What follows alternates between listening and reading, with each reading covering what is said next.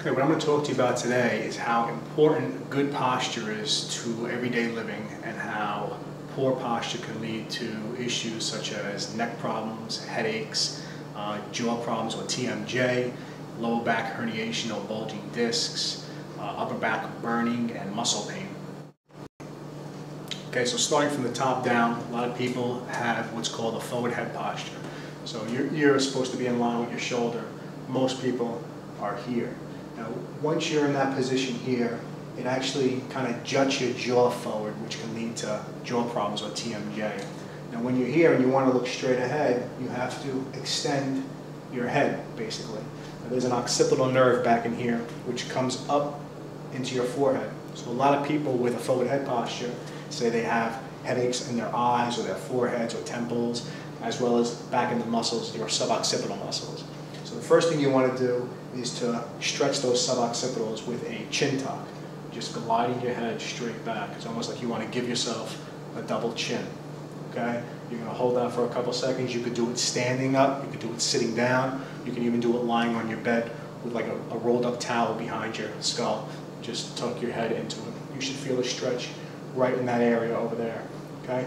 Another stretch that you can do is a temporalis stretch. Now your temporalis muscles are here.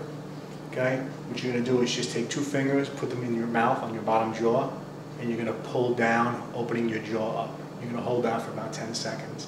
Now by doing that, you're going to stretch out all these muscles, especially your chewing muscles, which is called your masseter, which is the muscle that's right about here.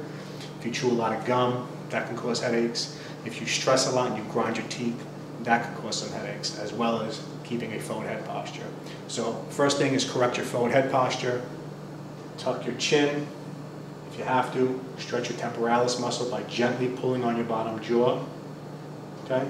And suboccipital stretches. So try that for your forward head posture. Okay, so now moving down a little bit. A lot of times when you have a forward head, you also have rounded shoulders. Now when you have rounded shoulders, it kind of messes with the body mechanics and the biomechanics of your shoulder for elevation. So if my shoulders are rounded forward and I go to elevate my arm, that's about as high as I can go.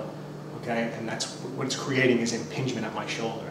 If I bring my shoulders back, scapular retraction, I can go up all the way. Okay? So correct your forward head posture by gliding your head back and squeeze your shoulder blades together slightly in the back. And that's going to give you more range of motion of your shoulders. Now if you keep a forward scapular protraction or forward rounded shoulders for a long enough time, your pec muscles are going to tighten up, so you're going to want to stretch that. And if you maintain that for a really long time, it's going to actually limit your breathing ability. So try to stretch out the pecs, strengthen all the posterior muscles, your posterior delts, your lower traps, which I've talked about in previous scapular videos, and your rhomboids. Pull those shoulders back. Now a great exercise that you can do for the upper back as well as your posture is to take, again, a foam roll about 6 inches diameter. You're going to have it placed vertically, sit on the edge of it, and you're going to lie back on the foam roll so that each vertebrae touches the roll. It's not the most comfortable, but you'll get used to it. Keep your knees bent. Arms are at 90 degrees at the shoulder and at the elbow. Okay? So what I'm doing here is I'm stretching out my chest, opening it up, and then you can roll left to right. And again, this is great to treat you for forward head posture as well as rounded or protracted shoulders. It's really opening up your chest, and it's giving you somewhat of a massage to your paraspinal muscles, which probably knotted up. Okay, now if you want to incorporate some core work into this, you can try to march. It's trickier than it looks. Okay, so try that out. Okay, and the final part that I'm going to talk to you about regarding posture is your lower back. Again, if you have a forward head posture, protracted shoulders, a lot of times you're going to have a rounded lower back, you're going to lose that lordosis. Keeping that for a long period of time is going to cause what's called a disc creep, which means that your disc begins to bulge out posteriorly, and then if you're going to do something like, say, resisted on top of that, you're probably going to end up with a bulging disc or a herniated disc. So what you want to do is, again, correct your head with a chin tuck, squeeze your shoulder blades together, and stand up tall. Don't let that slump come back, okay?